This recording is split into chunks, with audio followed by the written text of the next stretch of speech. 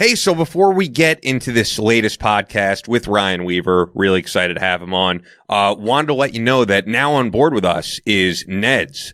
And Ned's CBD is just great product. We were speaking with the founders and learned a whole lot. And I mean, no matter how much you learn, you don't really know everything until you try the actual product. And I was on the phone with you last night, Chris, and you were talking to me for like 20 minutes about how much impact the product had on you. So. Well, there's always concern. There's always concern. At least in from my aspect, is that because I know I'm not going to tell you I did. I've admitted it on multiple SF-86s and background paperwork. But no, I've smoking weed before, and I don't do it. Not now. I'm not a big proponent of it. I know a lot of my veteran buddies do it in the lieu of taking pills and medication if they're having pain. And I know that's also medicinal uses for it. But there was a worry that, okay, am I going to take this? Am I going to feel? Because I don't want to feel the euphoric feeling or get that high, even though it says right there, you will not get that. And I know CBD oil is not supposed to do that. You never know.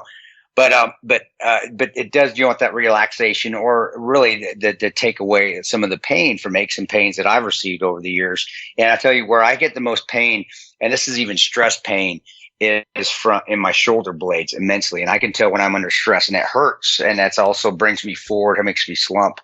And I tried it, and it did loosen me up. It took a couple days, and you do want to do the dosage that it tells you to. I think anything that you overdo is going to hurt you. So don't overdo it. But there's dosages in there. There's directions in the box of how to use it. And I actually a couple days, and it loosened that tension spot in my back, and where that tension gets up. I have a massage chair that I use as well, because it can get bad, and it just can almost where it just makes your day miserable because you're in pain. And 2-3 days, it really did the trick. And then I went to SHOT Show. I didn't take it with me then for the last 5 days, and I felt at the end of the last day. And SHOT Show in Las Vegas, guys. When I stand at a booth, I have to sign a lot of stuff. And yeah, so you're like hunched over in there.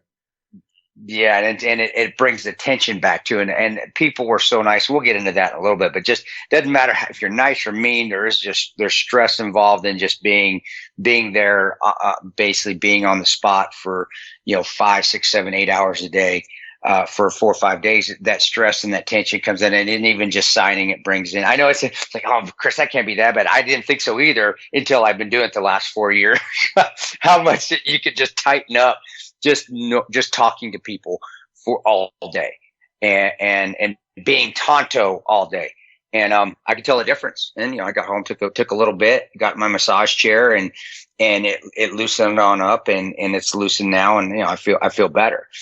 So yeah, I really do believe in it. I believe veterans out there, if you're looking for an alternative to taking pain medication, I think it is an alternative. Just stay within the dosage, do your due diligence. If you're taking medication that you can't get off of, like I have ulcerative colitis, which is a form of Crohn's disease. I have to take medication every day so I don't get flare-ups, because it can be devastating, even life-threatening to my health. Basically, Crohn's disease and colitis is where your insides are bleeding constantly. And I have to take medication to regulate that. So I wanted to check to make sure it didn't interfere, and it didn't. That's good. So double check your medication. But yeah, I highly recommend it. I know veterans out there that have recommended CBD oil to me. I just like, nah, I don't need that. I'm okay. But once I did it with Tech Ned stuff, it was fantastic. And they also gave us some of the lip balm, which is outstanding. That's a no-brainer. That's easy, guys. And that is awesome lip balm. The body butter. Yep. I put some on the back of my arms here. I gotta say, yeah, it works pretty good. Especially here in New York, I have to say it's getting so cold. My skin gets like super dry, so it's great for that. And I could say, by the way, with everything that you're saying, you sound super alert today. I know you were a little jet lagged and just fatigued from SHOT Show, and you sound ready to go. And that's thanks to Ned. So yeah, it does. Give it a try, guys. I do recommend it, and other veterans out there, definitely, if you're on medication, because I know the VA likes to pump through pills. I've been on there. I'm service connected as well. So you don't have to take those pills and get on those hard drugs, get off those things, and try natural stuff. And then we also had a tie-in Colorado. Yeah, we are like, oh my gosh, you're doing it right in Western Colorado where I grew up, and I know how awesome Western Colorado is, and if Ned's is using that area to make its natural stuff, the CBD oil, man, that's even better. Because I know my grandpa was a farmer out there for many years until he passed away, and that's just good salt of the earth people out in Paonia and Delta and Grand Junction and out Hotchkiss, all that area out there. And that's even a bonus for me, just because I know they're putting their time into it. I know people are actually caring about the product, which you know how we are, Ian. If you don't care about the product, it's going to suffer. If you do put your heart and soul in that product, it's going to be awesome. And here it is again, another one that we have. So 100%. Yeah. And it's funny, all the things that you're saying, you're stealing my thunder for things that we have here to discuss. But yeah, CBD has become, no, it's great. It's become popular in the past year. And we were talking with the founders, Adrian and Red, on the phone. And as they were saying, it's become more and more difficult to navigate and choose the right company with how saturated the market has become. I mean, no one knows that better than me, because just walking around New York City, you see these trucks of CBD products, which they're not even claiming are CBD products. They're making it look like you're going to get high off of these, because that's what attracts tourists to buy things.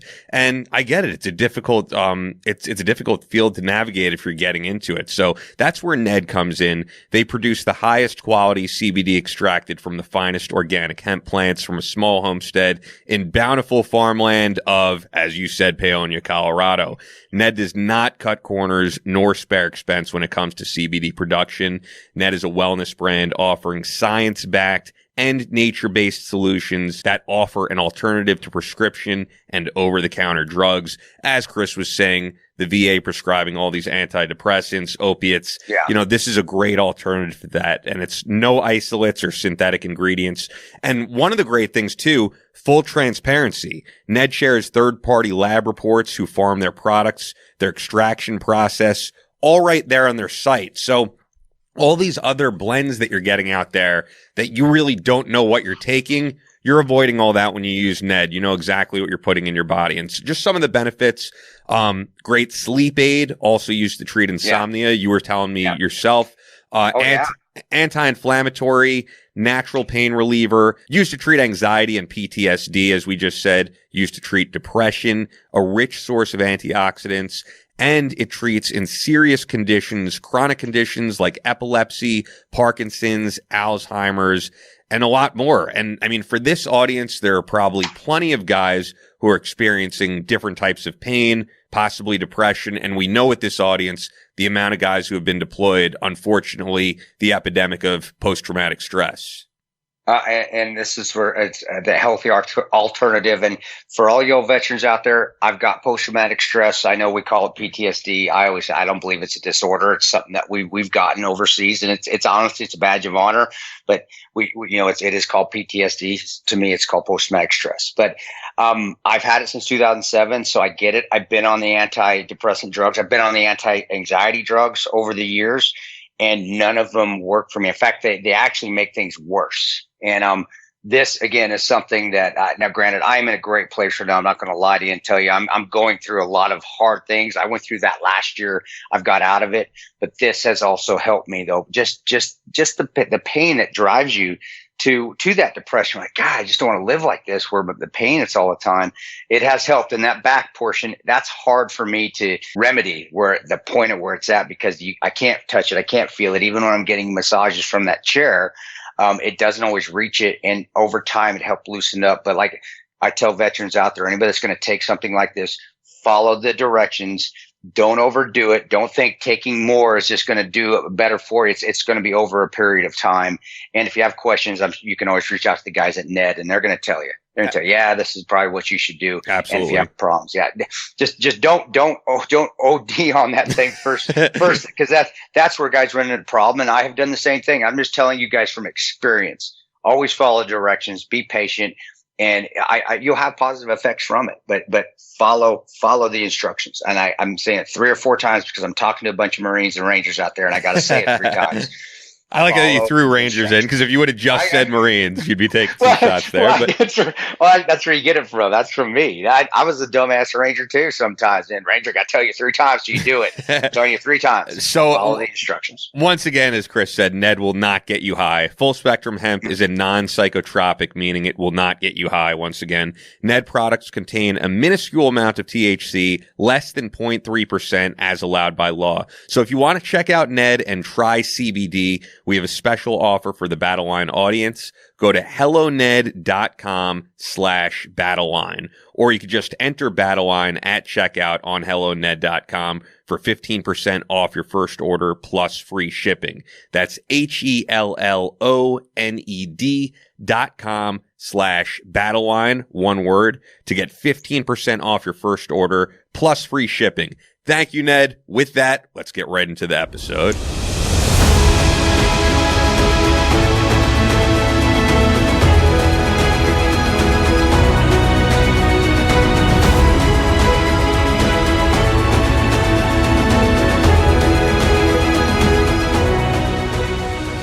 On the microphones, pure and uncensored American straight talk. Never quit. You're locked and loaded with Chris Peranto and Ian Scotto. This is the Battleline Podcast.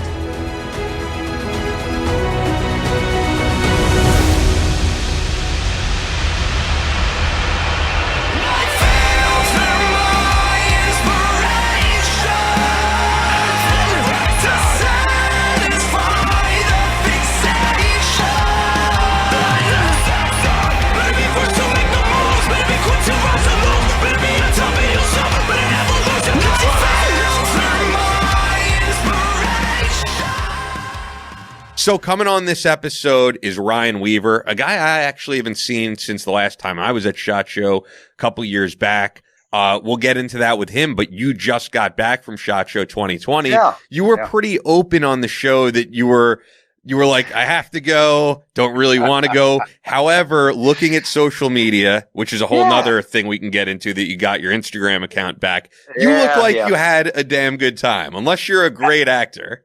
No, I actually, and when I say good time, my good times are not the good times I had when I was 30. I don't go out and drinking. I don't go to the parties. And to me, that's not a good time. I actually brought my wife with me on this one. And having a good time is just having a good time on the floor and meeting good people. I didn't see as many as the basic white gun guys out there. And if that's a racist comment, I'm sorry, all you white gun guys out there. But no, I saw that Coolio was there talking of non-white guys. And there's always like random celebrities. I've seen cool. Karl Malone there. It's cool. It is interesting to see who's into that gun hunting outdoors community that you wouldn't expect.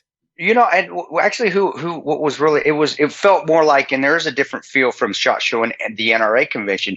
It felt more like an NRA convention. It felt more family oriented this time. There wasn't the influencers, and we'll get into the what the hell an influencer is. Jeez, we're making professions for anything nowadays.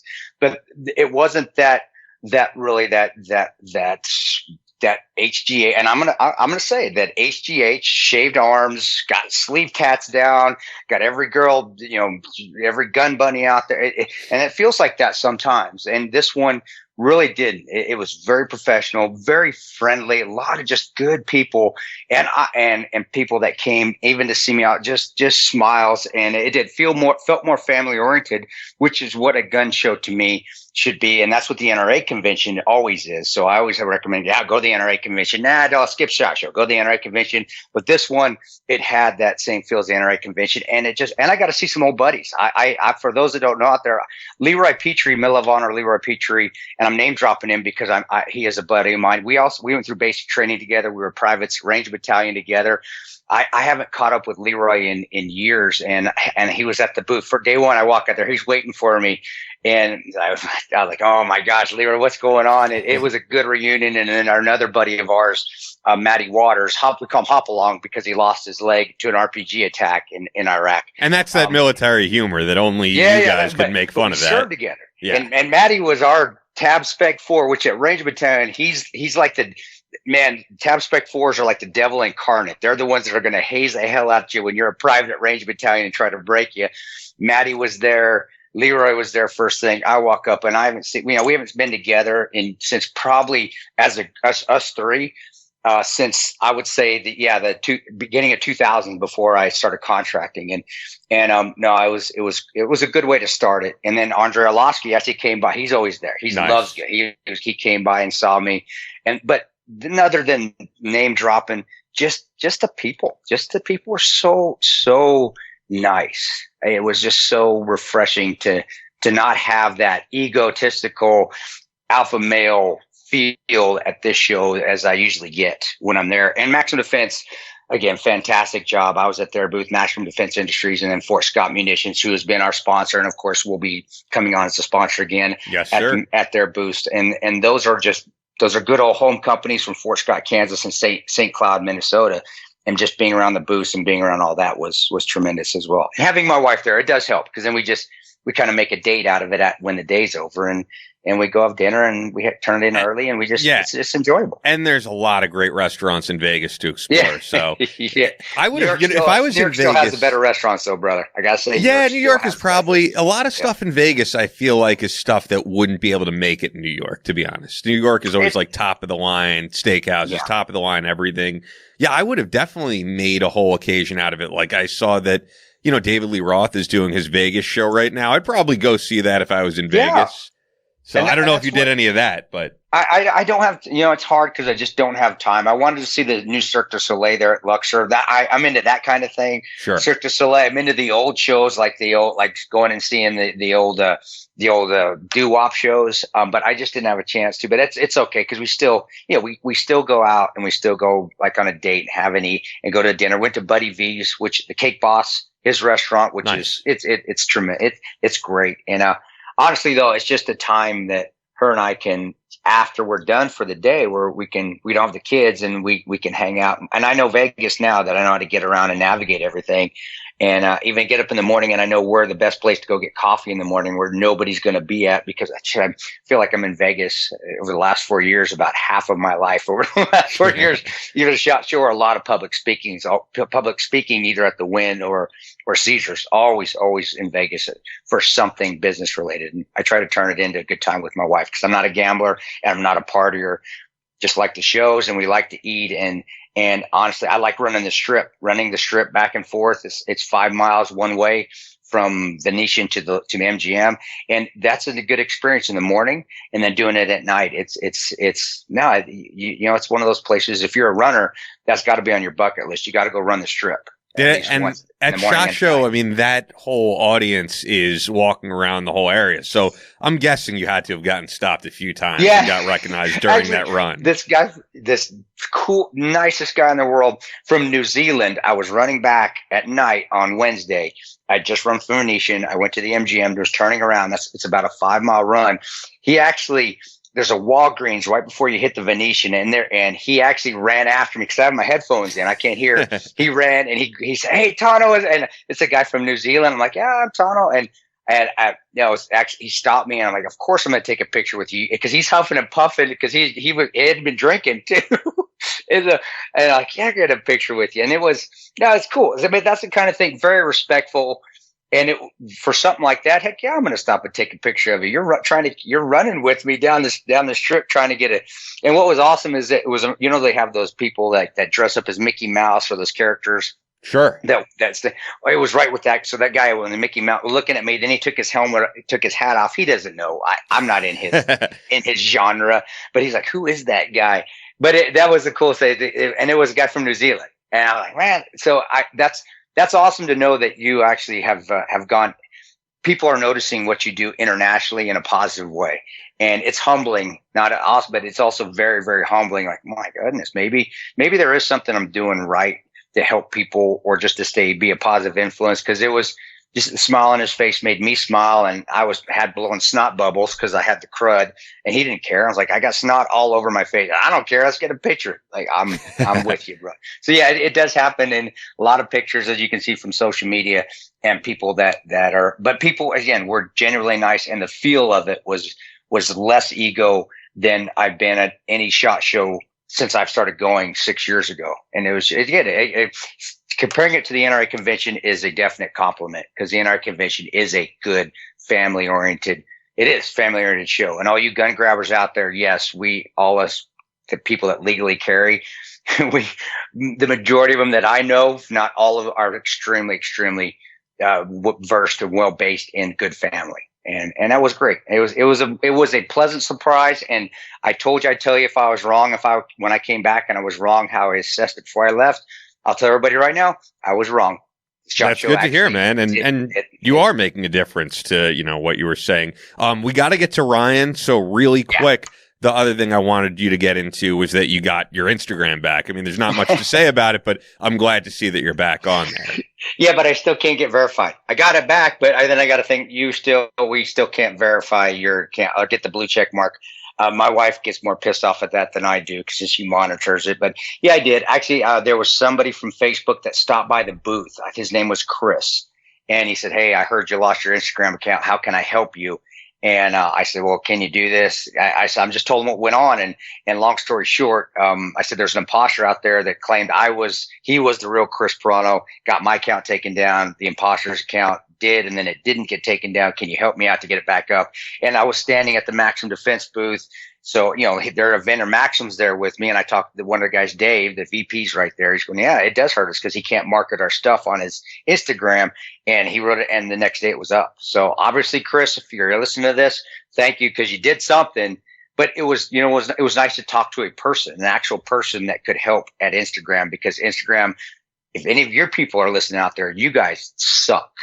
Big time. And I don't know how your standards are for verification, but they're set so low. Yeah. And you're costing people money. You really are. I wish there was a way that we could do a class action against Instagram for all the people that have lost money off guys like myself, that I guess I'm not an influencer enough to get that blue check mark, but I'm influencer enough to have 13 fake accounts go up in my name this year alone. It's crazy. It really is. Yeah, But it was good that it went back up, and I did talk to a real person, and yeah, he helped me. It was awesome. And again, it's just another positive that came out of the SHOT Show that was unexpected, and that's a good thing. That's fantastic. I really appreciate it, Chris. If you're out there, thank you, buddy, very much. Yeah. So the Instagram once again is real_Chris _Tonto _Piranto. And yeah, you're back on there. Glad to see it.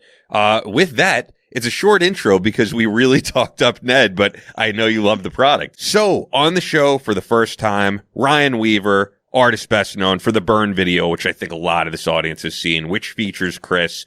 The new song. Without a shirt on. Yes, without a shirt on. Fat Chris, though. I was a little chunky at that point in time, though. The new song is The Arrival, which is going to have an upcoming video, which will also feature Chris. Good to have you on, man, and it makes sense to have you on this episode because Chris was just recapping SHOT Show, and anyone on Instagram saw that you guys met up while you were there. Yeah, it was a short meeting because he was extremely busy, but Chris always makes time for me. He's been immensely supportive of what I've been doing, and I think our messaging is very similar, if not the same, when it comes to what we believe in and the causes that we like to support. Of course, I always support his 14th Hour Foundation as well, but he and I became friends a while ago when we started this Burn video. And he's so much like my brother. It's almost like when we get around each other, we get into that brotherhood mode. Yeah, and I already talked about I talked about that a little bit offline, where his brother was also a real Ranger, with the 75th Ranger Regiment, got tabbed in a scroll, and it was. It's and Ryan and I, we have our ups and downs where he pisses me off. Everyone's like, dude, stop, you slow down, man. Gosh, you're always putting the horse before the cart. Just shut up. But Ryan knows what he's doing, and Ryan knows the music business better than me. So him and I get along real well. I bet we also can tell each other off if we have to, and I'm sure we will when we're making the video and the movie a few times, especially when he's flying me. I get a still fast rope, right? Are you still flying? Yeah. Oh yeah, right. Oh yeah. We'll talk about all the cool stuff that we've got planned in it. But I have to correct you, brother. I don't think that you and I have ever disagreed on anything. Quite honestly, I think I don't remember arguing with you about anything or having a negative word between the two of us, because I think that we both established from the beginning a mutual respect and understanding and a brotherhood love. I would say. That has lasted since we did Burn was released in 2016, and we actually you and I started talking with each other when you helped me promote the video ahead of time to help us get it funded several months before we obviously released it, because it took us a few months to get it done once we did the production thing. But no, man, I mean, I always love, we'll josh with each other and we have a good time. And I think that's one thing, you know, it's the typical of the military community, but all that aside, I could never give Chris enough thanks for the support that he's given me for the music career and this new endeavor that we're about to get into. That's going to be absolutely insane. Everybody out there, if you don't love Ryan Weaver, I'm going to come throw a punch. That's him right there in a nutshell, right there, man. So if I could jump in here, guys, because I'm, you know, unaware of everything going on. I just heard Chris say music video and movie. So there's a movie attached as well.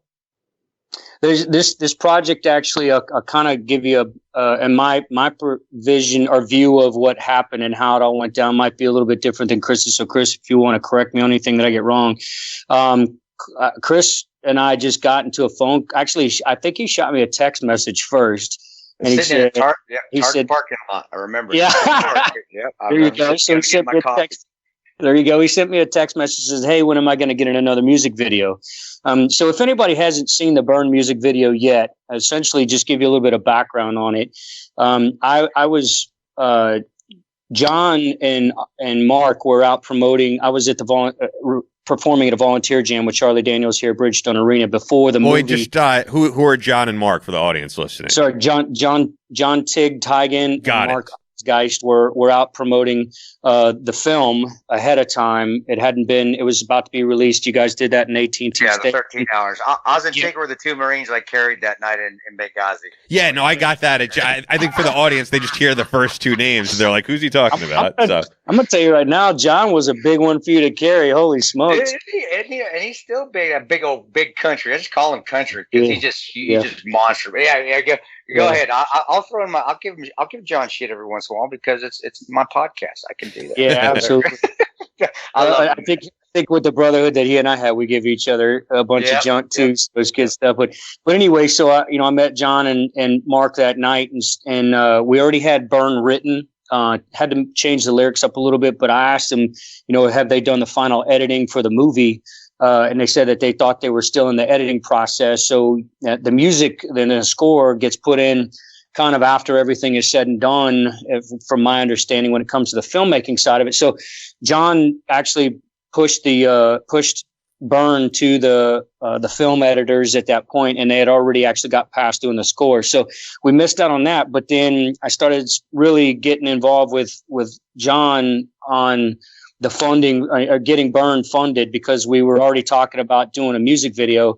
And I said, I would love to. And Chris, I know that you hate when people say this kind of stuff because it embarrasses you. It embarrasses you. But I said it was extremely important for us to get this message out, because we were going to honor the Benghazi Four. We were going to honor my two brothers. I'm a 2-time Gold Star family member. Brother was killed in Iraq. Brother-in-law was killed in Afghanistan. Well, Aaron and I were deployed together. The one that I say is like Chris was very much like Chris. But anyway, so we're going to honor those guys, but we needed some additional star power to be able to really get this out there. And based off the cost of filming, a lot of folks don't realize what it costs to actually get something like this done. If we could get Chris on board, and John asked Chris, and it was immediate. Chris jumped on board, said, I would be honored to be involved in the project.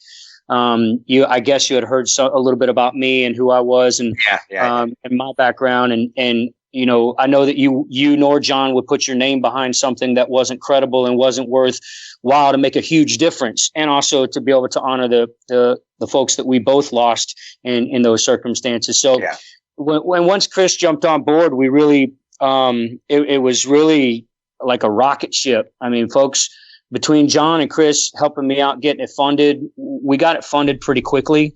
And then there was a lot of additional funding for the marketing and getting it out there, all that happened afterwards. But we brought everybody in. No joke. If everybody watches that Burn music video, we brought everybody in and filmed that all in one day. All of and then of course John got spoke to the licensing folks at Paramount and got us the authorization to use the trailer clips from the film to help promote the film as kind of a collateral music video. And then to fast forward now, this is really what we're doing now. But now let me go into the conversation that Chris and I had. So he said, because I still am confused on the movie thing. Okay, so we'll jump into that. But I wanted to give you a background as to how Chris and I really got involved. Got you. At the beginning, and it's actually started really doing the same thing in reverse. But Chris was like, "Hey man, when am I going to get in a music video?" I'm like, "It just so happens I released a single." And if anybody wants to listen to the song, it's a great workout song. Oh yeah, we're gonna end the show with it. So yeah, that's cool. So everybody will get to hear it. But we recorded that song from coast to coast, and it was Eric Turner from Warrant. You know, she's my cherry pie Warrant. Absolutely. He sent us a guitar lick. That I wanted to write a song with him, and I was touring with the professional bull riders across the nation, and Warrant was also touring with professional bull riders at events. Hooked up with Eric Turner's, like he wrote the lick. Some of the song was already kind of written, the lyrics were kind of written, and then we adjusted it to the lick that he had, and then we got a rock track put to it. Then we brought it to Nashville. Got a country added to the top of it, and sent it to New York and added dubstep and a dance beat to it so that Chris could use his flashlights. Anyway, but it's a great arena rock anthemic workout song. You'll hear it at the end of this, and I think it's a cross genre thing. I may be a country music artist, but it really fits. Well, I said, "Hey, dude, I think this song is killer. It's gotten such a huge response on the streaming side of things." And, I was already thinking about doing a music video to add to what we've already done. Well, how do I one up having 13 hours movie, scenes in a music video, which are, hundreds of thousands of dollars in the shot and all the different things they put into it? How can I one up that? Well, and we ended up getting Dave Boone, involved in the project. So now we have 3 Benghazi heroes that are involved in it. So we're going to be able to get all Chris, John, and Dave in the film, or it's going to be in it. But it started off as a music video. Well, if anybody knows the company Tactical Shit, TJ Kurgan, he's also got Danger Close Media Group. He's got a store out of St. Louis, and he's opening a store in Orlando. But I called TJ because he helped us out with the behind the scenes of Burn. And, he said that he would like to be an extra cast member on something that I was doing in the future, or be a cast member. So I called him up and I said, "Hey, man, he's a huge social media influencer and has a media group to be able to support this.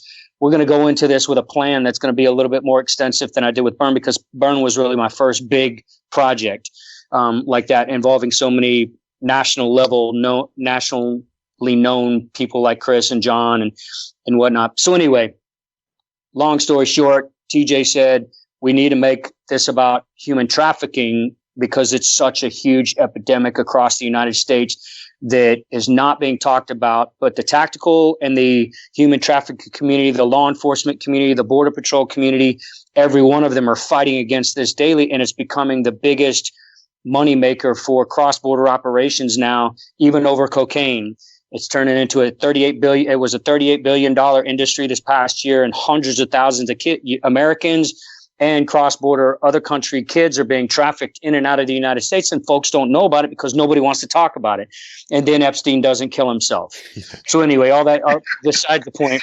That's our own political talk we're going to say in this one. That's our own. That was not that was not political, because he was known for he was known for trafficking children. Yeah. Oh, absolutely. That's really what I'm saying. And nobody wants to talk about it. But then somebody like him, who's at the highest echelons of money and is involved with so many political figures, nobody's talking about it. It's getting swept under the carpet. I thought it was a great idea. But then I started thinking to myself, I said, I don't think that we can tell this story in a music video. It can't just be done in a music video. So what it ended up turning into was a 15-minute short film. Got it. Cool. And then a music video, a collateral music video to promote or to support that, which would be like 13 hours coming out as a feature film, and then having Burn as an additional music video to go along with it. Yeah, that sounds like it's going to be great. I'm excited to see it. Yeah, I think that, Chris, I mean, you can vouch for this. The cast members that we've got involved in this are pretty substantial. We have some, I can go through the laundry list of folks that probably every one of your listeners know. But I mean, I'd love to get Chris's thoughts on it, just to kind of, maybe set up the set up the more of the background as who's involved and who we've got going on this. Well, I mean, I of course I know Tegan Boone, and then Chris Martini. Last I saw, he was in like his hospital bed. I don't know. I hope he's getting better. Yeah. But bringing people in, really, as far as the extras or people, I know we may have teams. Yeah, it's going to be, for me, from what I understand, more people in the tactical community than outsiders. So what I'd like people to see is that just see the video. I don't want it to be just, hey, this is just tactical guys. I want it to be more of a cross genre and cross genre video, and also that movie short, because I think it'll appeal to more people, and that's why, as we go through it, I don't know, brother. We got Bat Defense guys coming. Bat Defense doesn't know they are more tactical guys that I work with at Ranger Battalion that now own a helicopter. They fly helicopters over there in Florida, so we can fast rope out of those. But it's not. I don't want it to turn into just a tactical video. And it does have a message to it, and I think bringing Martini in will help with that. And then, brother, as long as you let me pick who I can put on my fire team, I don't know. I'll look at it. I know it's not going to be just guys that it's going to be guys that really I feel could be good in the video and will honestly look good. They got to look good on camera, because you got to play the role as being operators per se. And I hate using the term operators. But yeah, I'm using it anyway. But I don't know, man. I know the video is going to be good. I don't know what leeway Ryan's giving me. I don't expect any. I'm just a squirrel. It's his world when it comes to stuff like this. So whatever Ryan he's giving me, but he knows that I'm going to come and be a goof and bring my best I can, but just lighten the mood. This is a serious subject, but again, to come across to people, it really has to touch heartstrings, and you have to be personable. So absolutely. That's me. I honestly, that's me in a nutshell. I'm gonna laugh at when it makes me uncomfortable, but I think that helps people also say, you know what, we're not gonna make just a stuffy. Now this video, sorry, that was me hitting my fist, guys, punching my fist together.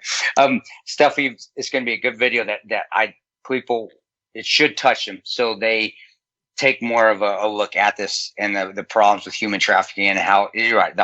It does go in the echelons of Epstein and Harvey Weinstein and Hollywood and even politics. So maybe it's looked at better, but that's why I think it's not looked at as much, brother. To be honest, that's why I don't think it is swept under the carpet, because it's in the highest offices of the United States government, and it's the highest places, highest offices in Hollywood. That's why people aren't seeing it. So who knows, Ryan? Yeah, and Ryan. And Ryan's realistic like I am. Who knows if it's going to do well at all? It may just get shut down because we may do it and it may not go anywhere because of the subject matter. But as long as we're doing the right thing, hey, we'll get it done, and we'll do the best we can do. And we're going to have people smiling on it. We're going to have some fun on it, but we're also going to bring a serious message to it. And then, bring a bunch of knuckleheads onto the set and see if we can make this get out there so people will see it, even if it's not put out on the mainstream as much as I'd like it to be, because I want Ryan to be extremely successful. Honestly, brother, you're more talented than Luke Bryan. Sorry, Luke, but Ryan is. Oh, man. You are. I appreciate it. You can hate me later, man, if that's the case. But I got to get your name out there, and I really do. Well, you know what's really interesting that you say that, and on the Luke Bryan side of things. First off, I met him in person. He's super nice, very humble. But he and Jason Aldean have they're working with E3 here in Nashville. They opened up a restaurant with the E3 Ranches. And E3 has the E3 Foundation that gives back to veterans and human trafficking organizations, and we're getting connected with them together. So, although I will take your compliment on that, but I would say this: I would absolutely, based off of the people that know him and the kind of person that he is, and Jason Aldean is, and how they treat people here in Nashville, which is, I've never heard anything bad about either one of those guys. I would love to get involved with both of those guys to be able to support the cause. But Chris, I haven't really got to sit down because Chris has been so busy the last couple of months getting prepped for SHOT Show and doing his training and speaking and all the different things. I haven't really and this show as well, and the podcast. And the podcast. Ian's locking me down every once a week, locking me on the. Got to do the podcast. No, I don't feel that way. This is a smile. Bring a smile on my face. So a lot of folks out there that are listening, I want to give them kind of the background and what we're planning on doing with this short film side of it. And the music video has actually become secondary. It's really, we're going to be able to do like we did with 13 Hours and take clips from the film itself and be able to create a music video to help promote the film. But we're going to run through an actual trafficking situation that JP Cervantes has experienced in his career, because he does cross-border rescues still. I think that they've rescued 27 boys and girls, cross-border rescues. And we're going to run through a whole trafficking scenario. And essentially, it's going to go from, I was going to be the lead actor, but now that we have Chris Martini on board, we can actually get some folks that have our actual actors in this. Because as Chris said, and I agree with you 100%, brother, this has to have some entertainment value to reach people outside of just the tactical world. That's not, we need this message to be, if not international, if not nationally, it needs to go global, because it's happening globally. We want this to be so much bigger than the initial music video is going to be. So with the short film, it's going to be 15 minutes max, because short films have to qualify for short film festivals and different things like that. For it to be able to get out there, has to be 15 minutes or less. But we're going to go through not like the movie Taken. It's going to be, it'll be kind of sort of Taken mixed with 13 Hours, mixed with the new Rambo First or Last Blood or whatever.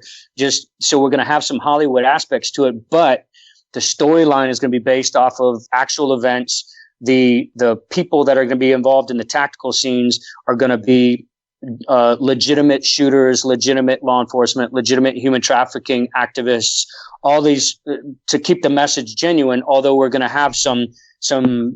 The message that, Chris, you're talking about in this film, we have to show the real human side to that and what happens and how it affects people in your normal everyday neighborhoods. This is going on. It's not just everybody thinks that this is a movie thing.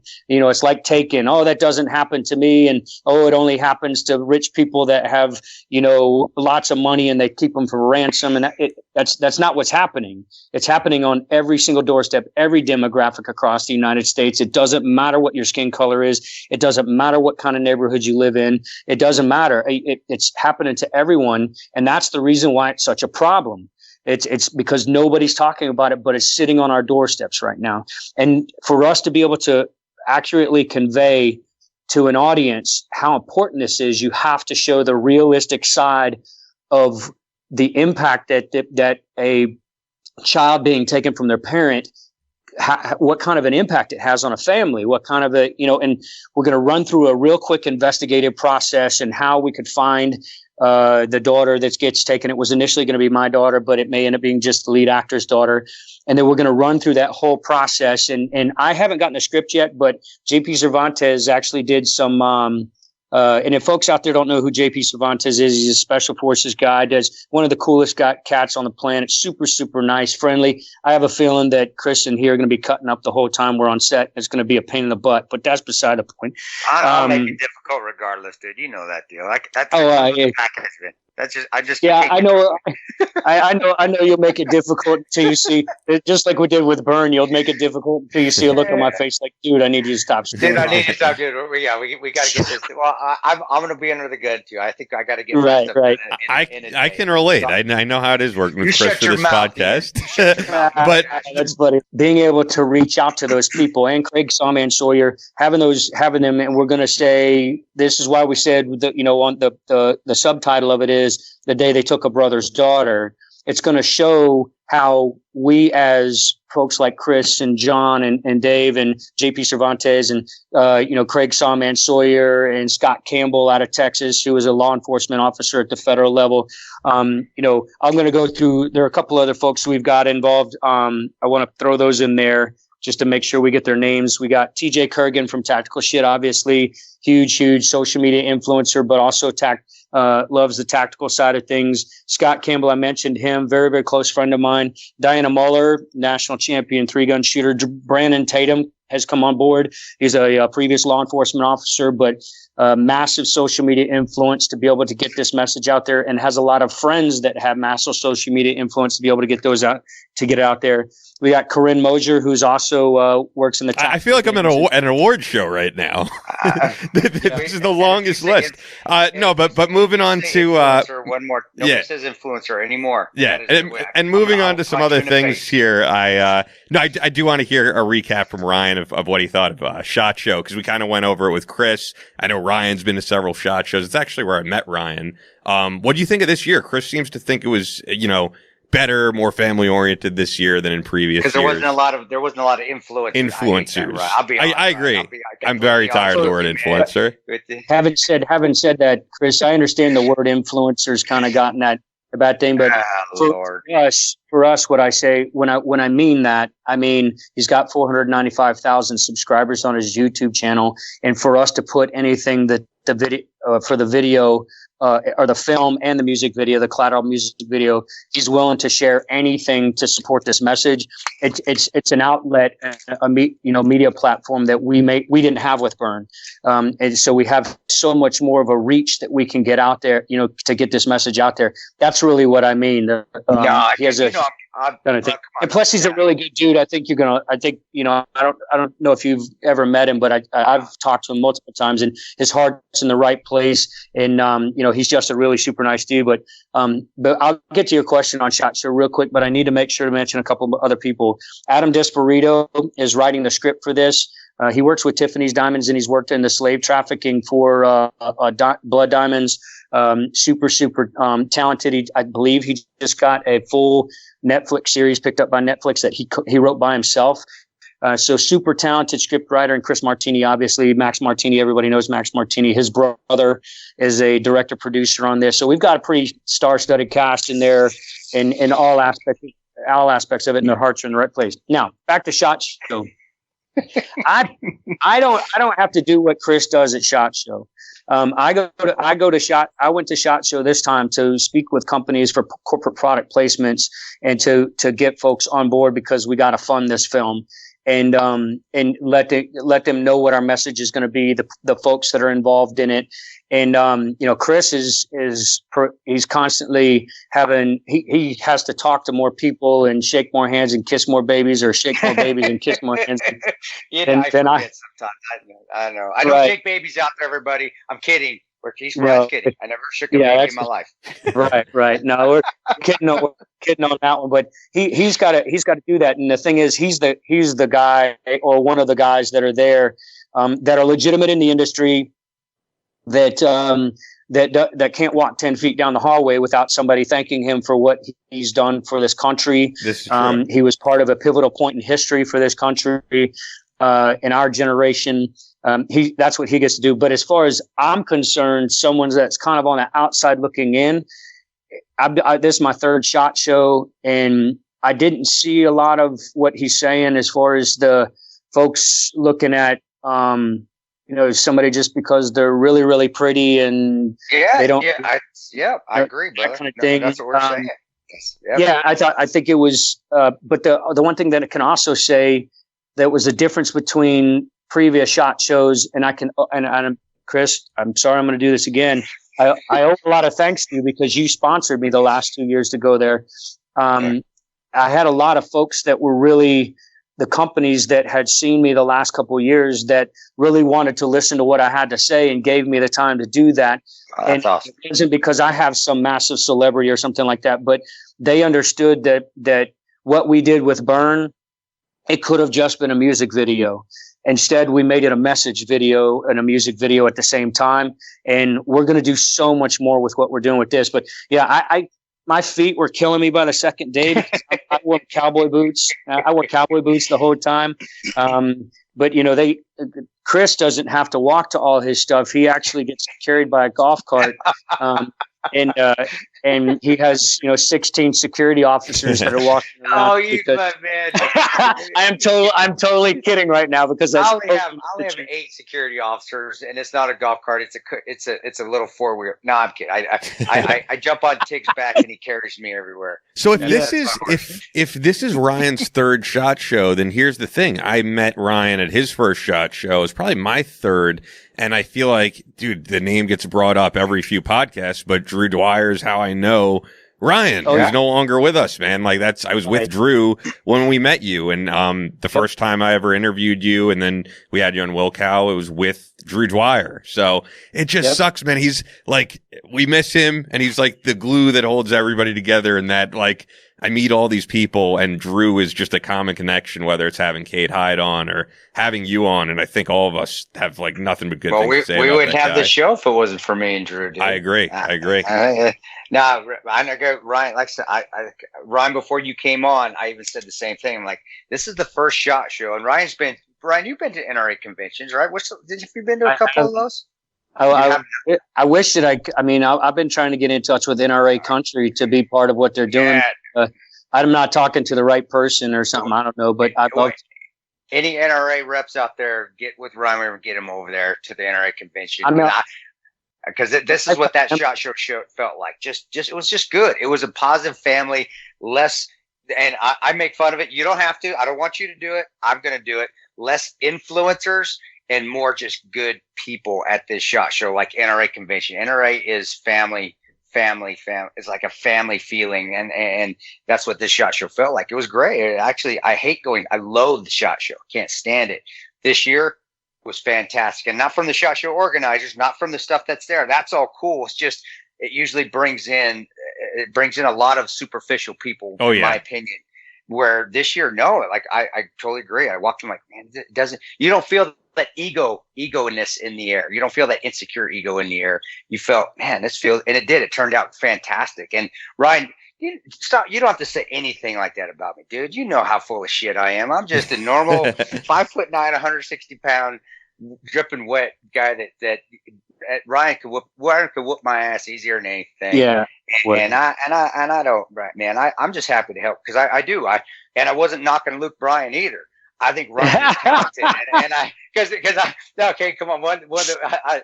I'm just saying, Luke. I think Ryan should be up in that stratosphere where Luke Bryan. And Luke, I know from what you've told me, you've never spoken. Yeah, Luke out there, Ryan has never spoken a bad word about you. I know he obviously you've worked hard. You've had sometimes the chips fall better with other people just to get to that path you need to. But Ryan, you have as well. And brother, hey, you got on one thing. You're a damn Blackhawk pilot. To me, that's pretty freaking impressive. So Luke, he's got you on that, man. And then the Gold Star stuff. I mean, I've interviewed Gold Star family members. Even when I wrote the Patriots Creed, I interviewed the Gold Star family, 2 of them actually. And to go through that and still be successful and still stay positive, and then still stay as humble as you are, man, which you are extremely humble. I don't know how you do it. That takes a lot more strength than I could ever muster, because I would be angry. And pissed off all the time, but you use it positively, and then you're also always trying to give back. That's why, brother, like I said, if I was a record producer and I had millions of dollars, I'd back you, man. Maybe one day if I invent something that takes off, but in the meantime, that's why I help you. That's why I give what I can to you and try to introduce you to people. And when you ask me, like, yeah, well, and this is what Ryan said, because Ryan is respectful, like I am. Ryan said, what can I pay you? I said, well, you're not paying me anything, dude. I'll do it for free. But that's the kind of person Ryan is. That's how all people should be, whether they're your friend or not. If they're giving your time, no, you offer. And that, to me, that shows class, man. Because I think he knows I'm probably going to say no, but he has the class enough to ask me, hey, I'm taking your time. I'm taking you away from your family. I'm making you work. What's it worth to you? And of course, when somebody asks it like that to me, especially if somebody like Ryan I respect, I'm going to tell you nothing at all. But that, because you have the damn decency to ask. But that's the kind of person you are, brother. And I'm through. Like Andre, like I said to Andre when I had him. Okay, I'm done sucking you off now. Okay, I'm done. Let's move on. Well, brother, I would say that I don't ever take that kind of stuff for granted, because I remember starting off in my music career, and trying to get exposure and trying to get out there. And there were so many military nonprofit organizations that they were making $1.5 million off of the event in a night, but they wanted me to come there and tell my story, to pull on the heartstrings, to bring the money in. And then I was paying to be part of it. And I got to the point to where I was broke trying to get exposure at military nonprofit events, and realized that, hey, if you're there to support a military service member, how about you support the guy that's coming in to make the money for you? Exactly. I mean, because it's not like I'm doing this as a hobby. I'm doing this to make a living. But I would never take that for granted. But to go back on what you said, I don't have to say anything, these things about you, Chris. I think that you and I both have the exact same philosophy, and it's not about you feel like you have to, you want to, and because it matters. And my career, I will, without question, say this every single time I do corporate motivational speaking. When I talk about where I came from, my career has come from not having a management or record label. I haven't played in the Madison Square Gardens and AT&T Stadium because I did that in 2018 across the nation. None of that has happened because I've had record label or management. It's because of the military community and law enforcement, first responder, hero community that's gotten behind the true, genuine message that I've tried to share in what I've been doing with my career, and trying to make a living at the same time, and them understanding that and respecting it. That's where it's come from. And it's because they want to. It's not because they have to, because Lord knows there are a lot of folks just like you. If you saw the BS, you'd call the BS and then you wouldn't be involved. Hey, so Chris mentioned your background as a Black Hawk pilot. I'm sure a lot of the audience would love to hear about your military background. So get into that with us. Yeah, please. I was a military intelligence guy first, and then that oxymoron. Then you got smart, and then then you actually got intelligence, and did something. But at the time, I had two older brothers. Steve, my oldest brother, he was a Kiowa pilot and a warrant officer, and Aaron had just been selective and was going to warrant officer candidate school, and I was an Army recruiter at the time. Unfortunately, got stuck on recruiting duty, the worst job I've ever had in the military by far. And I'm sitting at a recruiting station, no joke, 7:00 at night on a Sunday, about to take a kid to enlist in the Army on a Monday, first thing in the morning. And Aaron, my brother, called me up at the recruiting station and said, hey, they changed the vision standards for flight school. You ought to think about putting your packet in. Because I'd actually submitted my packet as an E4 back in the 25th Infantry Division in Hawaii a long time before that. And something was wrong with my vision. But I went home and told my ex-wife now. I told her, I said, at the time, I said, Aaron called me, said they changed the vision standards for flight school. You ought to think about putting your packet in. And she said, well, if you get selected, I'm not going with you. So my packet was done 2 months after that, and I was on the road down to Rucker 4 months after that, after being selected. Went to flight school, graduated top of my class in flight school after some hiccups and experiences in warrant officer candidate school, but I ended up graduating top of my class in flight school with Aaron's help and advice. And then the last picture actually that I have of Aaron, Steve, and I, my oldest brother, together was my flight school graduation. I believe that was the last picture that we have of us together. And to have, I believe we became the first three brothers to fly in the Army as warrant officers at the same time in the history of Army aviation. And I was honored to be, my whole family was there to see me graduate top of the class. But then I got restationed to Germany, was deployed to Iraq.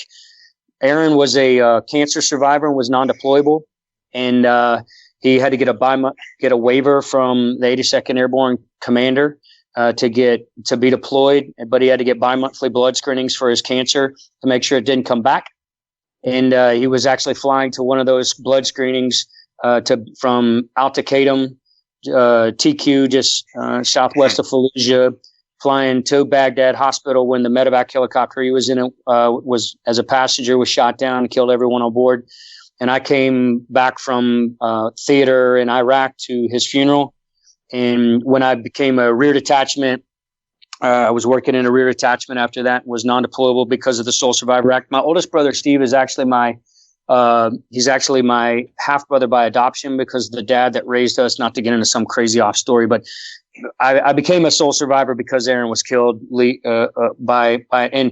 quite honestly, it took me 2 years to look at a Black Hawk without losing my shit.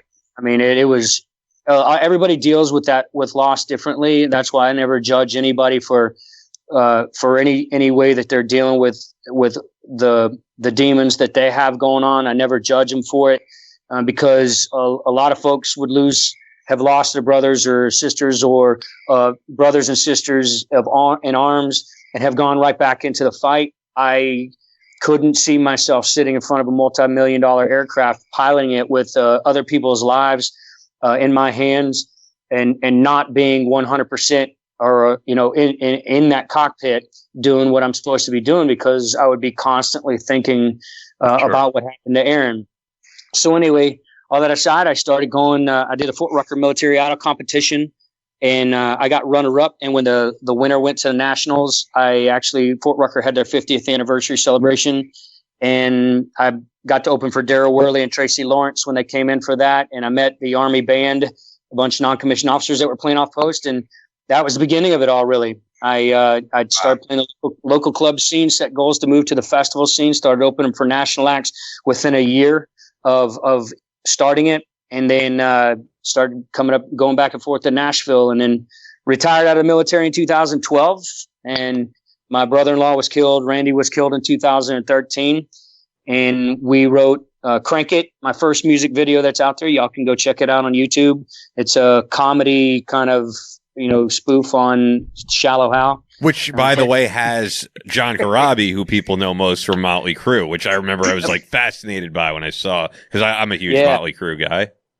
Oh yeah, John Corabi actually is a very good friend of my wife. One of my wife's very good friends is his wife, and he and I became friends. But he came on as a preacher of all things. So that came out, and I played the Ryman Auditorium stage. Thanks to David Corlew, Charlie Daniels' manager.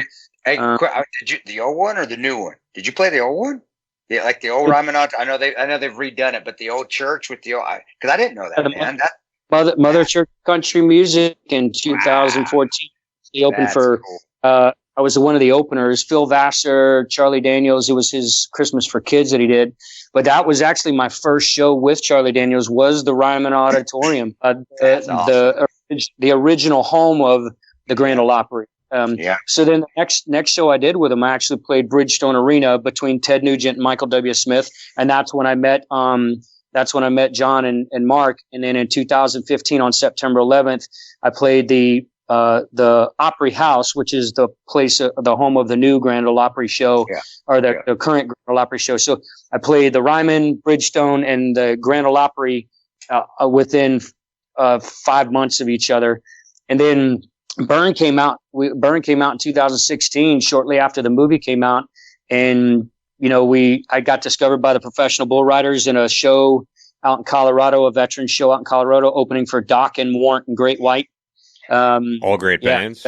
All great bands. Hell yeah. Oh, yeah. Awesome. Well, I will tell you, Doc, and I don't know if I could say this on your show, but Doc you can. Say it again, because I cut you off. Say it. I want you to say it. Go. Dokken is a dick. Really? Don Dokken?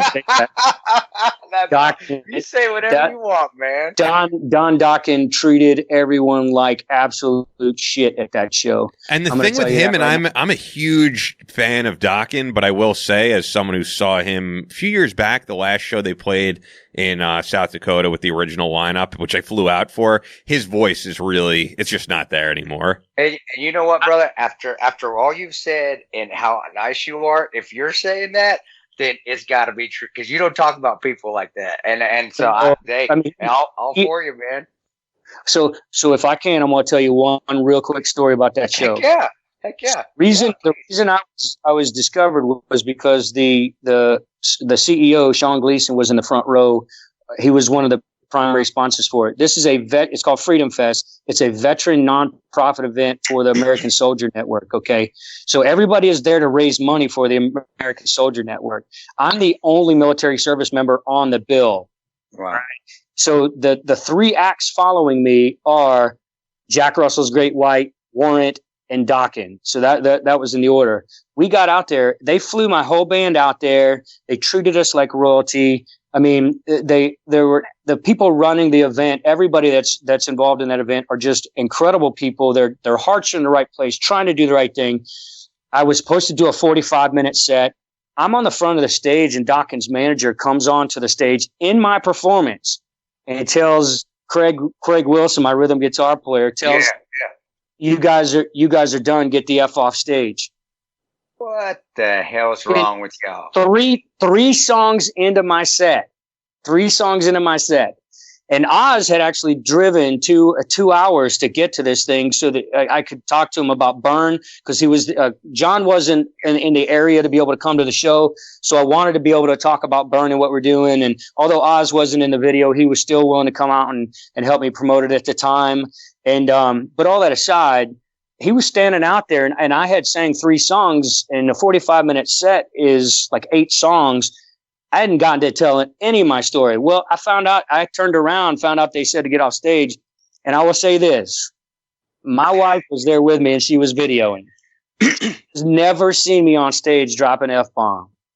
I was dropping F-bombs every other word in the microphone, telling them I'm the only veteran on this lineup. They brought me out to raise money for my brothers and sisters in arms. I'm here for the right reasons. But I'm going to tell you something right now. Fuck Dawkins. There ain't nothing, brother. There ain't nothing wrong with that. You can beep that. But anyway, so no, we don't have to beep anything, man. We're uncensored. We're okay, this is run completely by us. It's all out of pocket by me and Chris. So we do whatever we want, man. We do whatever hell we want, man. And that's the kind of people should know that, man. I watch you tell after people say no. Keep going, man. Keep going. This is the stuff we love. Keep going. But Sean Gleason was sitting in the front row, and I got off the stage, and he came up to me and said, "Hey, I work with the PBR." Didn't tell me who he was. I had no idea. He said, "I love your story because we did What You Think of Me," which is a song I wrote for Aaron on the 10th anniversary of it, of Aaron's death. But I got off, and he gave me his card. I had no idea. But there's a long story short. That's when I was discovered by the Professional Bull Riders, and they brought me on board. We recorded the Celebrate America EP in 2017. And then I headlined at T-Mobile Arena, replacing Steven Tyler as the headliner 2016, headlined at T-Mobile Arena at the World Finals. And then first show in 2018 was Madison Square Garden. So no record label, no song on the radio. Nobody knew who I was. And all of a sudden I was performing at the biggest arenas across the nation. But one more story about that show, just to show you how much of a dick the guy is. His coffee maker wasn't working in his bus. So his manager, who was the same guy that told us to get off stage, comes onto the bus when I wasn't there and asked if he could make a pot of coffee for Dawkins. And we're like, sure. Why not? I mean, we're not going to say, no, man, we're going to be buttholes, stay off our bus, whatever it is. Sure, make a pot of coffee for Dawkins because his coffee maker's not working on his bus. This sounds stupid, right? It sounds so like whatever. Okay, so that joker, no joke, makes a pot of coffee, a full pot of coffee, comes back on the bus less than 2 minutes after that coffee pot starts making the coffee, when there were probably 2 cups of coffee in that pot, and pulls the pot from the coffee maker and takes it to Dawkins' bus while that thing is still brewing. Oh, man, that sucks. So 10 cups of coffee go all over the bus. Back of our bus. 10 cups of coffee end up pouring all over our counter and onto the floor into our bus. And he never comes back with a fucking coffee pot. So wait, your beef sounds like it might be more with Dawkins' manager than Don Dawkins himself. No. Hey, Dawkins' manager is going and doing what Dawkins tell him to do. I'm telling you right now. And everybody else said that he was just and I'm not going to tell you what was in his contract or whatnot because it's on an NDA with the guy who's running the thing. But let's just say that man was not there to raise money for our troops. That man was not there to raise money for our veterans. He was there because he was the headliner, and his heart and his mind were not in the right place. I will tell you completely the opposite about Warrant and Jack Russell. Jack Russell was one of the most kind individuals I ran into, and every single person in Warrant gave you the time of day, treated you with respect, and absolutely without question would back anything that our military service members or our heroes do without question. And Chris knows I would not say that if I didn't 1,000% agree with it. Ryan never. I've never heard Ryan talk bad about anyone.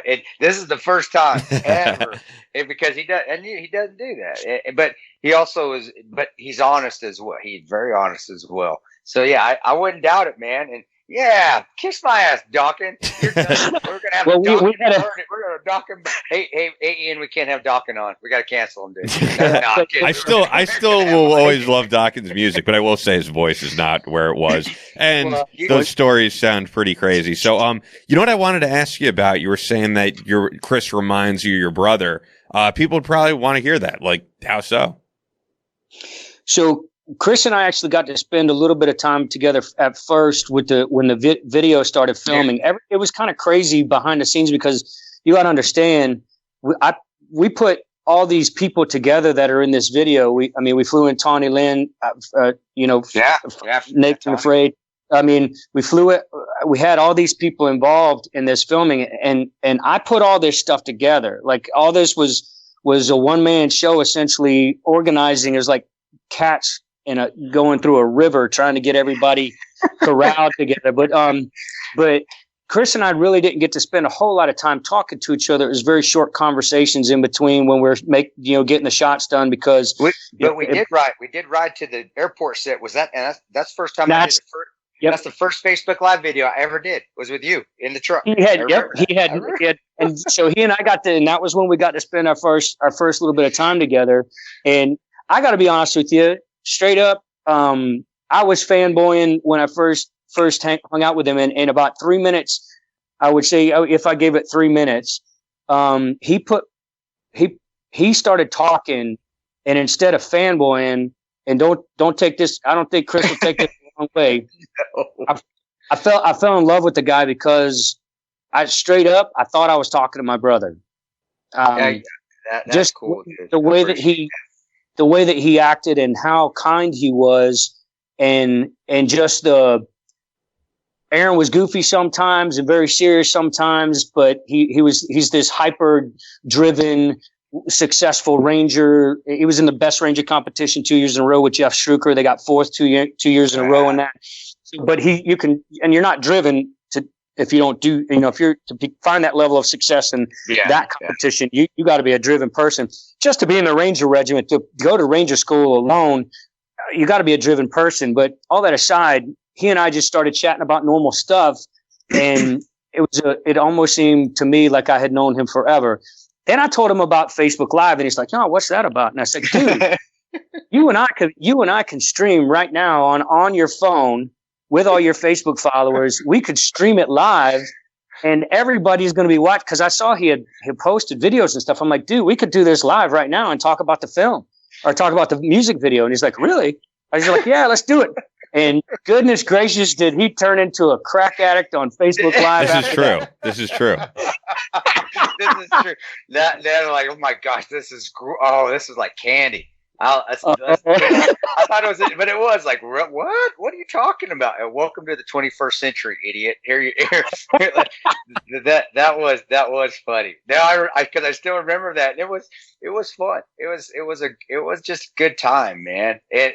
I just felt like we could just talk. It wasn't anything hard to do. It wasn't, it was just where we just got along really well together, man. And this is why, and that's why I did. I felt it was more feeling like a brother than it was, hey, he's just a buddy.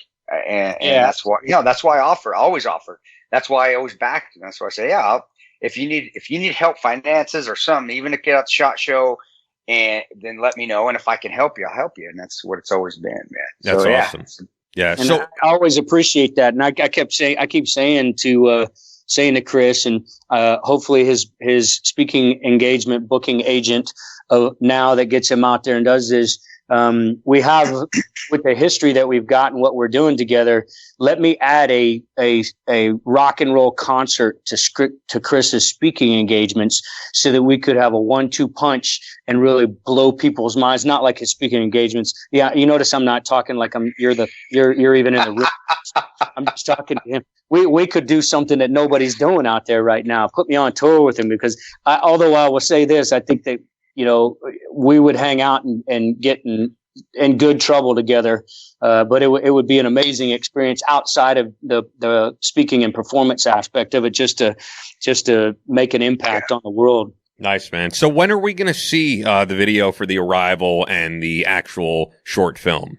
Well, we're in the funding process right now. We need corporate product placement sponsorships. We're filming on April 10th and 11th. And then we're releasing this in fall of 2020. Cool, man. I know I got to be there for filming, man. I know we've got to work around my spring and fall, or I mean, early spring I'm so dang busy. That's why we're just trying to work around. I'll be honest, and Ryan's been great. We're trying to work around my schedule, which is extremely humble of him to do. So I appreciate that. So once again, it's weavercountry.com, at Weaver Country on Twitter, and at Ryan Weaver Country on Instagram. We're going to wrap up the show with The Arrival. And thanks for coming on again, man. I really appreciate you having me, and Chris, is great chatting with you as well. Of course, brother, man. I know I monopolized a little bit of it, man. We just got to be in the time frame. But, man, we'll get it out there for you, brother. You're awesome, man. I appreciate it. And you stop saying those nice things about me, because they ain't true. I'm a dick. And I appreciate it, man. Great having Ryan on the show once again. We have The Arrival coming out, which you guys could check out. You could actually check out the song. It's up on iTunes, everywhere else that you could find music, that type of thing. But wrapping things up here, man, what do you have coming up on the horizon? I know you have some speaking events. You also have some tactical training courses. We always guys, for tactical training, and for those that don't know this, now BattleLineTactical.net. Just check on the course dates that we have coming up. We have to fill so many a year. I try to do not as many as I used to, and the reason being, guys, not because I don't love you, I do. It's just I like to be home with my family more. I try to be home with my family more, and these dates, since we're a mobile training team, takes me away from home quite a bit. But go to BattleLineTactical.net and you'll see the courses if they're closed. I know the one we have now upcoming in Ocala, Florida, at Full Spectrum Warrior Training Facility. Navy SEAL buddy of mine that owns that one actually is sold out. It's tough to take a ton of people, because I do believe the training suffers if there's too many. But if it's sold out, it is, and just look for one that's close in the area coming up next. And I know we're going to be in tread-proof training there at Dixon, Tennessee. Tremendous facility out there. Kiefer, Oklahoma, Iron Gal Firearms, which is right outside of Tulsa. Eddie Ranji. If you ever follow us on social media, Eddie's the guy called No Neck, because he looks like a big old Oklahoman with no neck. But that's it.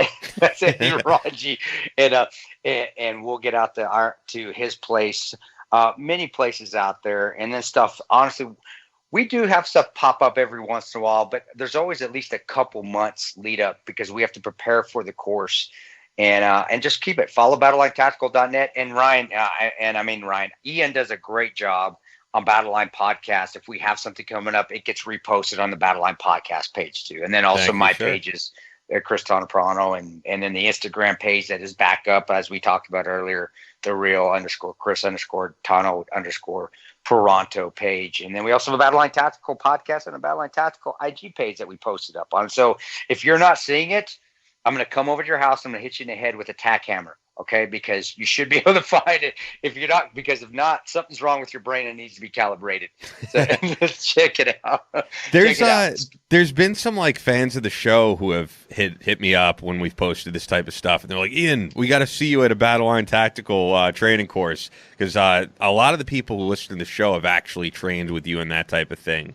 And I've yet to actually go, and to be honest, guys, I think it has to do with the culture of just where I am. Like, my tactical experience, extremely limited. I'm a gun owner, but I'm very limited on what I know. So I'd probably benefit a lot from taking a class with you. It's tough, and it's not like we can do a course it's tough doing courses in New York City, guys. Exactly. The lawful gun owners, it's tough to get a gun into New York City, and I don't want to go. Just you can't even fly through LaGuardia. If I would have a gun and I'm going through LaGuardia or JFK or even Newark, and I happen to get laid over there, I can't leave the airport with my bag, or else I'm breaking the law. That is how strict it is. So if I'm even coming near the state of New York or New Jersey, I won't bring a gun with me because I can't. Even if I'm just passing through as a connection. And I don't know if you didn't know that, guys. That's the God honest truth. Even if it's just a connection, because it's so tough. But we'll try to get courses nearby. I know, guys, if you were in New York City, I think we do have one actually in New Hampshire this year. I know we do. New Hampshire's very friendly with gun laws. That's actually why Phil Labonte moved there and opened a gun store there.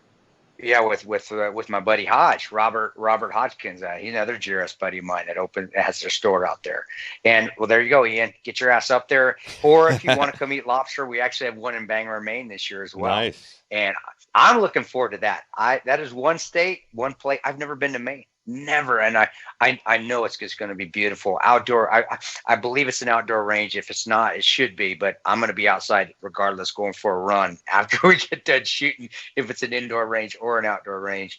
And it doesn't matter if you're a novice, doesn't matter if you're been shooting for a long time.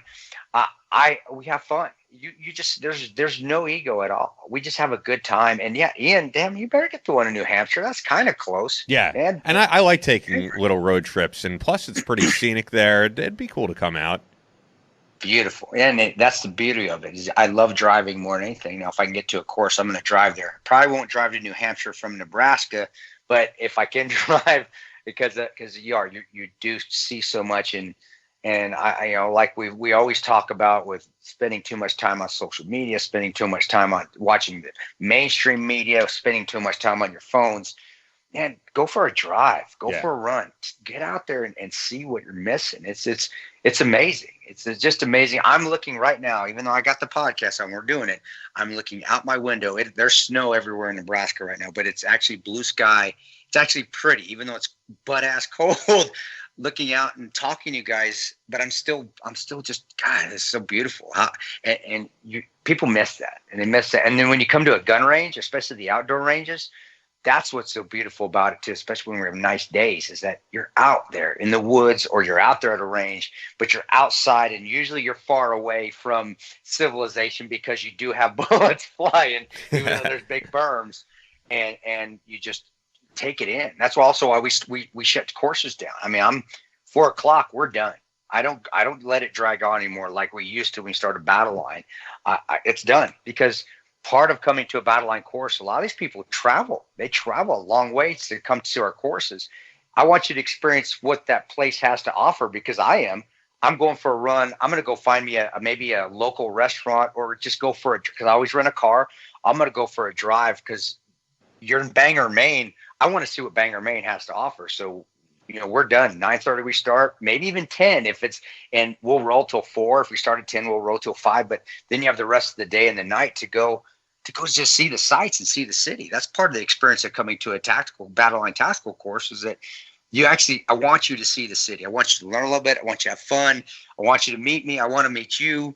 I want to train with me and Benny and Benny Glossop and Ben Morgan. But then I want you to get out. And I want you to go experience what those cities have to offer, or those small towns have to offer. A lot of these places, Americana, man, just Americana co-ops. You don't see that too much anymore. So all this industrialization, you're losing those and not being able to see those small cities. And it's wonderful, man. And I'm going to. So if you want to go back to your hotel, fine. I'm going for a run, and I'm going to go experience the city and experience that place, because that's all part of the experience of training with us and going to a Battleline tactical course. And you may even get to meet Ian. Never know. Might finally get to see what Ian Scotto looks like there at the New Hampshire course will come out. The only experience I have with any of that, type of stuff, getting to shoot in a scenic place, because all of the ranges in New York are indoors.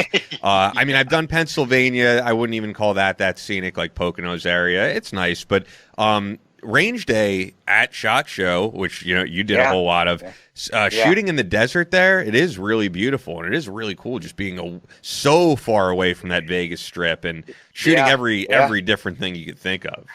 You kind of feel like you're in a spaghetti western. Yeah. And if you're out there by yourself, you can hear the good, the bad, and the ugly whistle. I can't even do it. But you're right. And if you're from the city, getting out in that arid area, high desert area, it's beautiful. But yeah, I know the year you came, it was wasn't it freezing? The last 2 years, it was freaking cold. Well, I've been to SHOT Show a few times, so I've been like 3 or 4 times. I'd have to look back. I've done range day, I think, a couple of times, and I have some pictures of one of the range days I did that was really nice out. Yeah, I remember I have pictures where I'm wearing a sweatshirt. 4 years. That was 4 years ago. That was the nice one. It was actually pretty nice out. 3 or 4 years ago. Last year and the year before that, buddy, I was like hypothermic. You think you're coming to Las Vegas and, oh man, I'm going to be warm, especially me leaving Nebraska, and it was like 40 and the wind was howling. And in Nevada, when it's that cold, when it's only 40, but the wind's blowing, man, and you're out in that range all day. And the maximum defense, where I'm at, the maximum defense machine gun lane where I'm at, we're at that corner, so we catch all the wind. I was freezing. But this year, it was beautiful this year, awesome this year.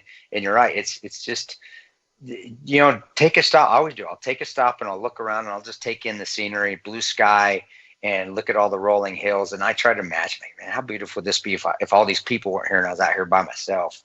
Man, it was gorgeous, brother. But yeah, we'll see the New Hampshire. In fact, let me see. We'll see if the New Hampshire rains outdoor. I'm sure it's going to be nice.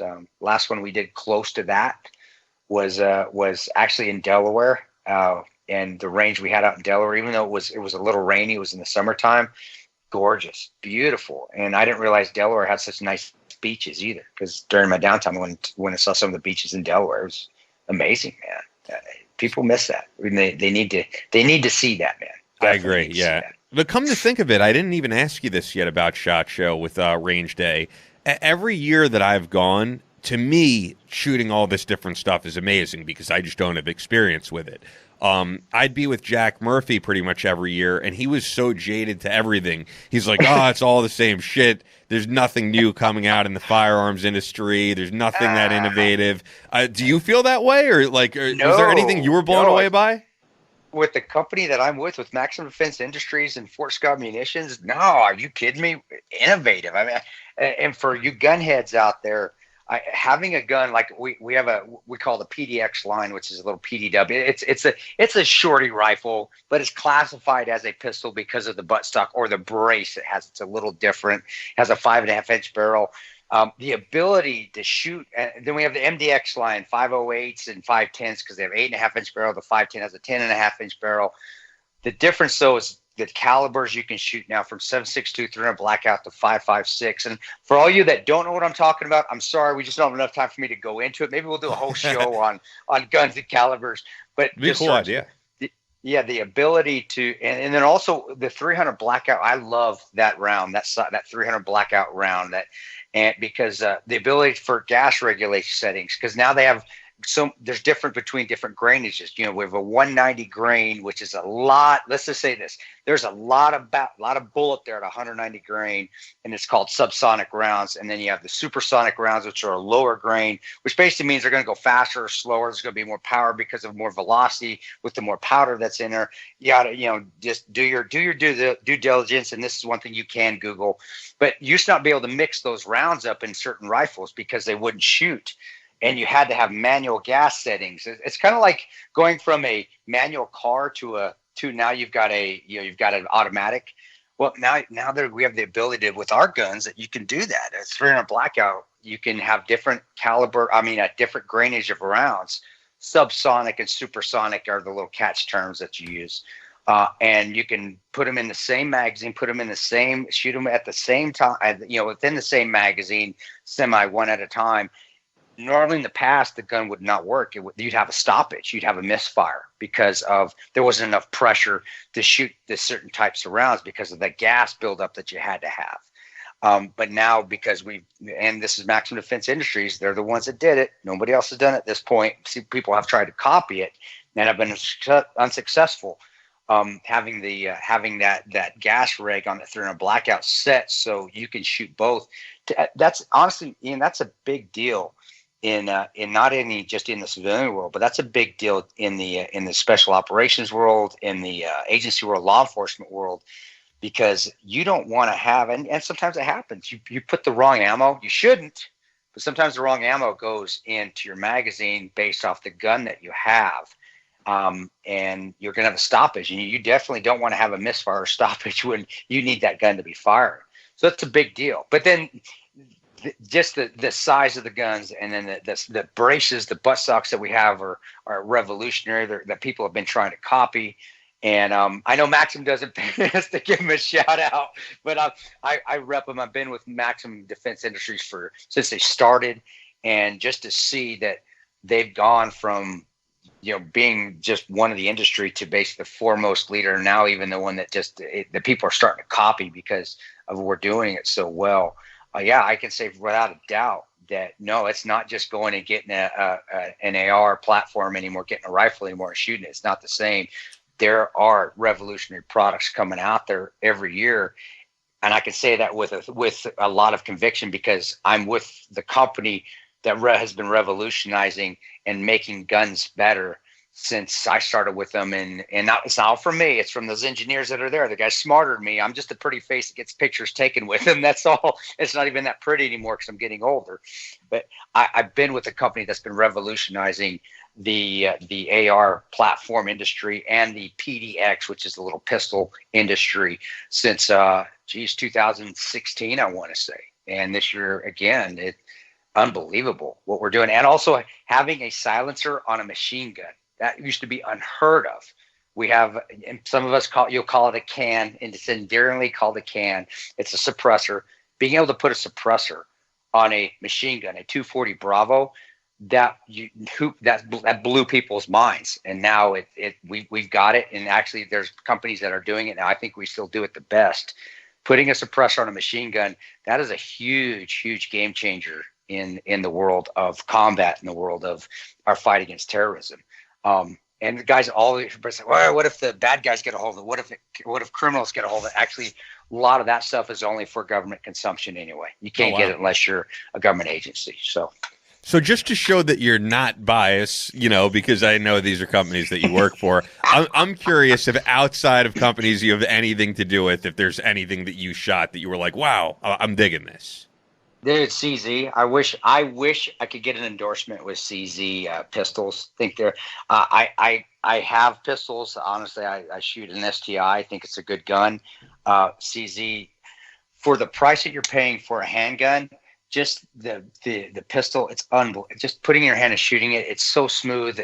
You don't need to do anything to it. The trigger, as far as the pull on the trigger, the weight is perfect. And they're based out of Kansas City, and they're so inexpensive for the gun that you're getting. CZ is something that I am not with.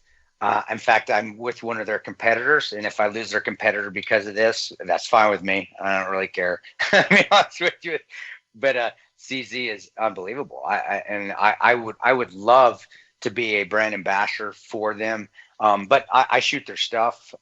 And it's not something I actually take to the Battleline courses. People will see me. I usually carry an STI, and they're great guns too. But man, CZ makes some good weapons out there. And again, what's awesome about it is you're not having to spend $3,000 for a gun. On a pistol, a good pistol, you're going to spend $400 or $500, maybe even $600, depending on the state you're in. But that's a good gun.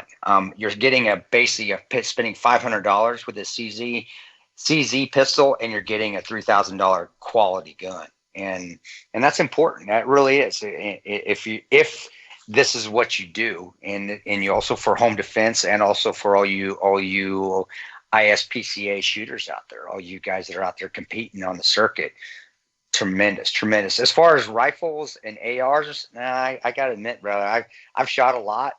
I mean, I know we did that old Frankenstein rifle back in the day for Ballistic Magazine, which I built off an old Bushmaster platform. It was like just the pieces that I pulled from different rifles and built it together. And that was the one I actually used for years. And the original cost me like $400 for an AR-15, which is unheard of nowadays.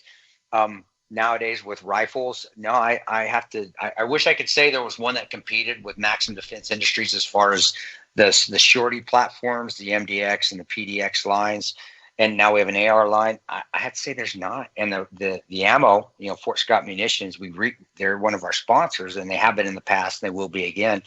They've revolutionized the ammunition coming with it. As far as you want ammo that's going to tumble, you want ammo that's going to roll, and when it hits and when it impacts, tumble upon impact is what it's called, TUI. Yep. And that is the only ammo that consistently does it over and over and over again. And the fan, what always gets me whenever I talk about, though, I don't even want to talk about the product. I just want to talk about how awesome the Kraft family is, and how they're just a tremendous family that has a tremendous company. And the two small cities that they're in, Fort Scott, Kansas, and then Maximum Defense in St. Cloud, Minnesota. Small companies now are taking over, and they're beating the larger companies not because they can mass produce, it's because they're actually putting their heart and soul in the product, and that means a hell of a lot. And that's why these guys are taking over. But they're also keeping it small. Yes, they need to make money, but they're not getting into the mass production of ammunition and guns, because once you get in that mass production phase where you're just trying to fill orders, that's when the quality suffers, and that's when you lose integrity. And they haven't. And I hope they don't. If they do, I probably won't be a part of them, but I don't see that ever happening at all. And that's why, remember me and you talked about the integrity of this program. That's why we're going to keep it. We say it, but that's why if we ever got offered to go to Sirius or iHeart or somebody to syndicate us, I don't know, man. Remember we talked about that last night. Well, you know what I was talking about, which was really, people may have heard it on an older episode. Not older, actually, just it was somewhat recent, of Joe Rogan, where he was like, man, I got offered an awesome deal at Sirius. And he was obviously being sarcastic. He's like, yeah, their deal was, we'll put your show on the air and we'll pay you nothing. And he's like, yeah, I'm good on that. Really? And so a lot of the times that's how it is. I mean, I like that we're doing everything completely independently. You know what I was going to ask you about? I know that you met some cool nonprofits while you were there, because some of them actually hit me up, and they were like, hey, we'd love to come on the show sometime. And when I've been at SHOT Show, there's been some really great nonprofits, but in Vegas in general, and I don't think they had a presence at SHOT Show, there's a group called Forgotten Not Gone, which I know because I interviewed Peter Guidry, and it kind of plays into us doing stuff with CBD now, because they're big believers in CBD, Kratom. Not doing this as an advertisement, but just the thing that they do that's really cool is Peter's former Air Force, and he had a bunch of injuries. He said his knees were getting locked up, and just sitting in the house doing a whole lot of nothing. And him and his wife founded this group, who's also a veteran, and they ride these really cool trikes all over Vegas. And their whole, all over the Vegas Strip, and their whole agenda, I guess, is get out of the house and go do something. And, getting these veterans together to just ride these trikes all over. Some of them are painted with Forgotten Not Gone, trying to bring attention to veterans issues. It's cool to see that type of thing. It is. If you have seen them before, they actually have their little FNG logos. That's funny. So you have seen them. That's it. Yeah. Because FNG in the military. That's why I love how they use that Forgotten Not Gone, because it's a play on being an FNG in the military world. If you're an FNG at a unit, when you first got there, you're the effing new guy. Oh yeah, I've heard that. I've heard that. That's awesome. Of course, I've seen it, like FNG, and then. Oh yeah, that's. I don't know Mr. Guidry. I know we probably crossed paths in certain circles before, but that it goes about what we talk about: getting outside. Veterans, get outside, go do something. Don't just sit in your house. Don't just sit and stew and let the demons come. Been there, guys. I know how that is. You just don't want to move. Force yourself to get out and go do something. Even if it was me just forcing myself to get in my truck and drive to a store just to walk around the store a little bit. Every store has a coffee shop nowadays, whether it's a supermarket or a Target or anything.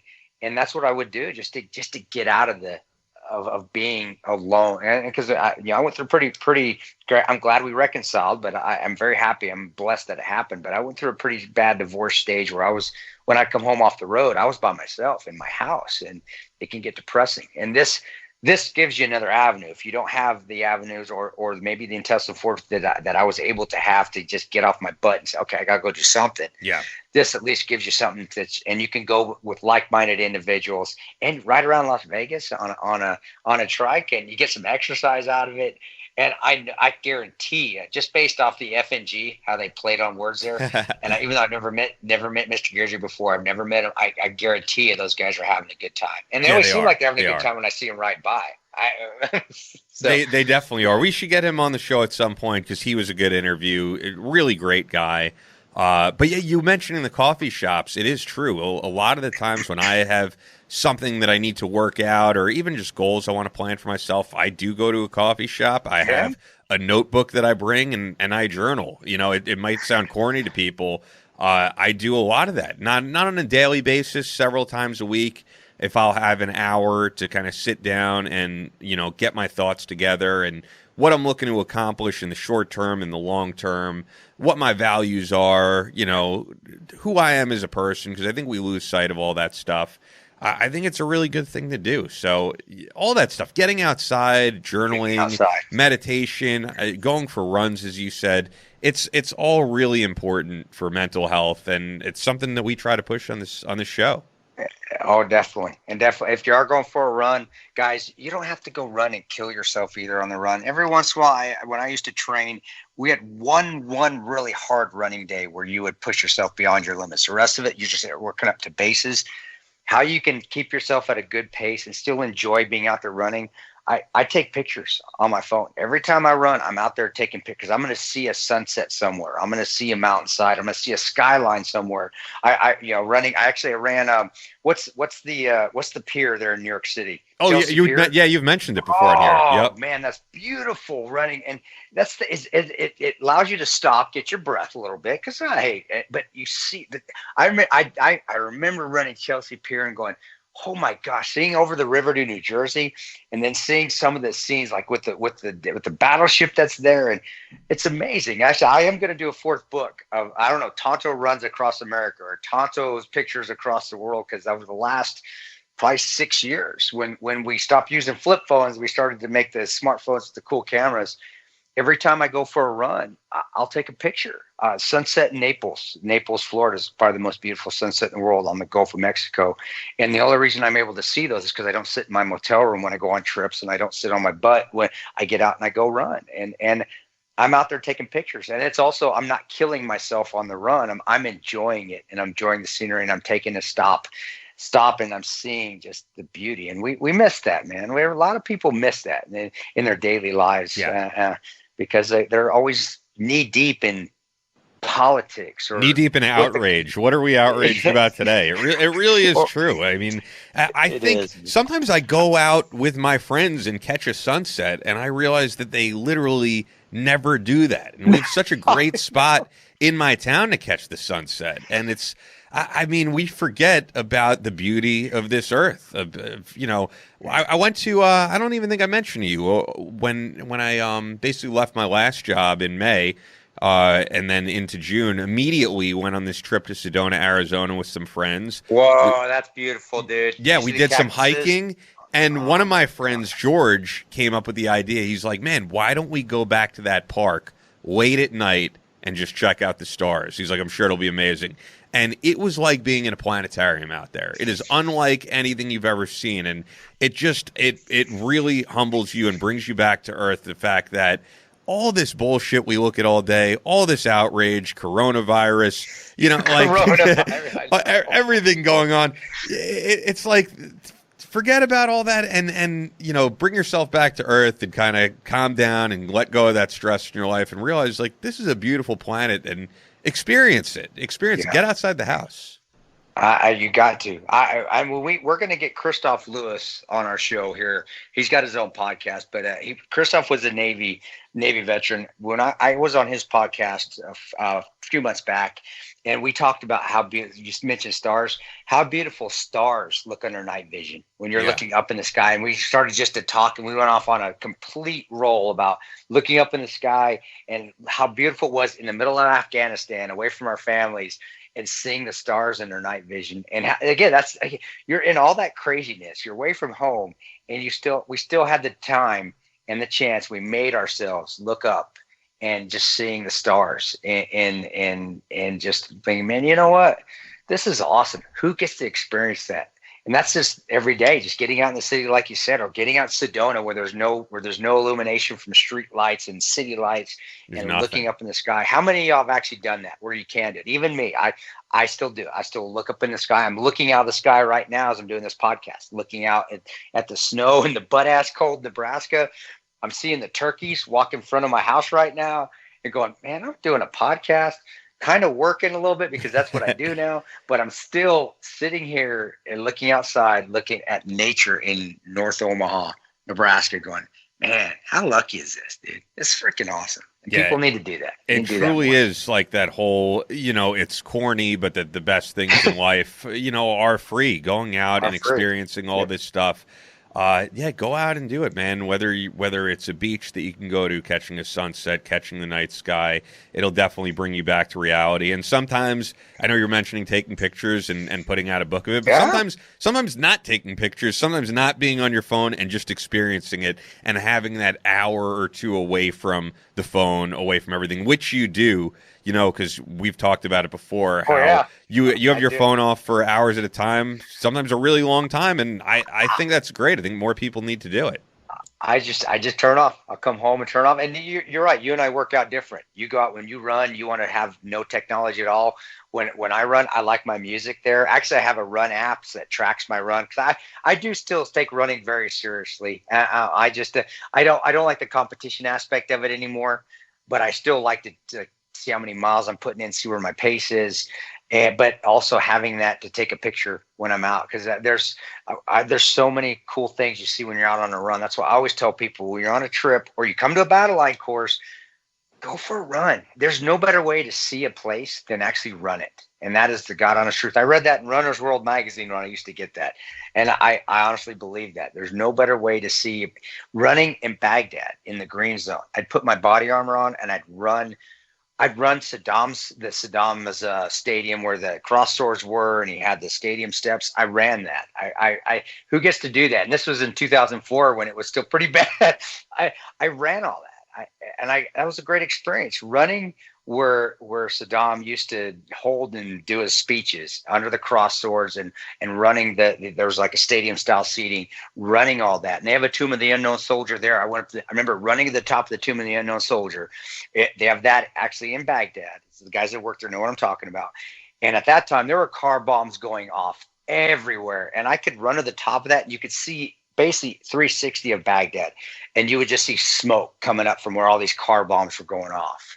And just going, oh my gosh, this is, it's almost surreal. I regret that I wasn't able, I equate that to being able, probably similar to the guys that were in the first Desert Storm that saw all those, remember they reported like seeing the ocean on fire because Saddam lit all those he lit all those oil drills in the ocean, and he lit all those on fire. And people, I remember, I noticed a couple of my buddies that were there that said, man, I just sat down and watched because it looked like the ocean was burning. Wow. That is some things that's just cool. And that's how I equate it when I would go run in Baghdad and I'd go get to the top of what I could see, and I'd look around the city. And I wasn't panicked. It just was like, wow, man, I'm here in the middle of this, running, going for a jog. I wish I would have got more pictures because in 2004, that was still when flip phones were going on. So I wish I would have had a smartphone because I would have just videoed it. But I still remember it vividly in my head. But that's like you're saying, sometimes you turn it off, but you're going to remember those things in your head for the rest of your life. That was 16 years ago. And I still remember that. That's awesome. Yeah, David Goggins is on like my wish list for the show, and he is a running fiend. Navy SEAL David Goggins. I mean, that guy does hundreds of miles, no stopping. It's insane, and he's such an inspirational guy. So I would love to get him on at some point. But anyway, man, wrapping things up here. Check out Ryan Weaver, weavercountry.com, @weavercountry on Twitter. at Ryan Weaver Country on Instagram. We usually wrap up the show with Mark Slaughter, Never Given Up. But for this occasion, since we had Ryan on, we're going to wrap up with The Arrival, which you're hearing. And you can check that out everywhere. The video will be up in the future, as you heard Ryan talk about during the interview. Any questions for the show, email us. It's battlelinepodcast@gmail.com. And we're always looking for new sponsors that are bringing out quality product like Ned CBD. So Ian Scotto at Ian Scotto Radio at gmail.com for any of those. Ian Scotto Radio at gmail.com. And I think that's it, man. We got into a whole lot of different things, got into some running, some inspiration, as well as Ryan's newest projects. Anything else before we wrap this one up? Nah, brother. I got. Actually, it's getting dark out. I think I'm gonna put on my level 3 cold snivel gear and I'm gonna get out there and go for a run, man. As we're talking about it. If not, I got a nice treadmill downstairs, and I can do 400s. I can do my 10 400s and get a workout in down. So I'm getting ready to get after it. I'm all motivated, man. I love it, man. That's great to hear. And thanks as always to the listeners. This thing has grown tremendously. Yeah, only a dozen episodes in, and it's thanks to you guys. No, it is. Thank you all out there. I don't say it enough. I don't think I've really said it enough. If I have in the last 11 episodes, thank you for this. Thank you for making this as it's growing to be a success. It still is being successful. I think in my eyes, it was successful from day one, from just getting off the ground. But Ian, that's why Ian's there. He sets the standards that we got to meet. So until Ian says, "Yep, we're at the point we're at," we're going to keep giving 110%, and we'll keep talking for you guys out there. I'm glad you're listening to it. But make sure you let Ian know what we're missing. Ian will see it. I may not always see it, but Ian will, and believe me, he'll tell me if it's something we need to fix. He won't shy away, that crazy New Yorker. He's going to tell me what we need to do. So thank you all out there. God bless you all as well. Yeah, I've been happy with these, and we have some great guests coming on in the coming month. I don't want to give anyone away. Like, we have a huge one, but you never know if things fall through. So I don't want to say next week on the show, but if things go according to plan, next week on the show is going to be the biggest guest yet. And that's just keep it at that. Just keep pique their interest, because you're right, brother. I've been there too, where like 24 hours out, shit, and I got to cancel. So bro, let's just don't let karma have anything to do with this, dude. Let's just keep it on the down low until it happens. All right, man. I'm with you on that one, brother. I'm breaking through the horizon, a lightning flash in the sky. You can feel the heat coming off of me, baptized by fire. This is my arrival, fighting for survival. I made it to the top, I'm taking my shot. This is my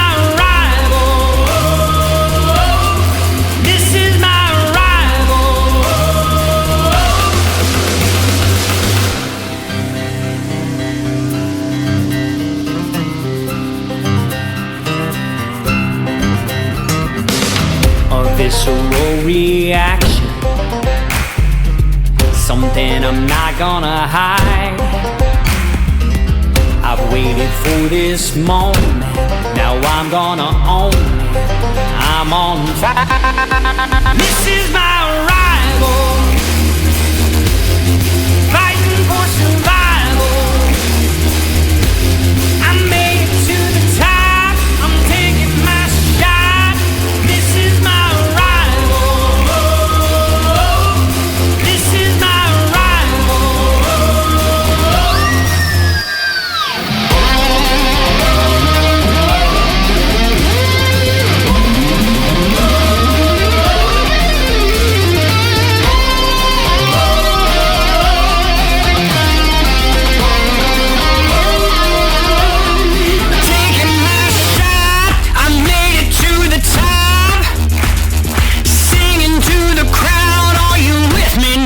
This is my arrival, fighting for survival. Now I'm on top, taking my shot. This is my arrival, fighting for survival. I made it to the top.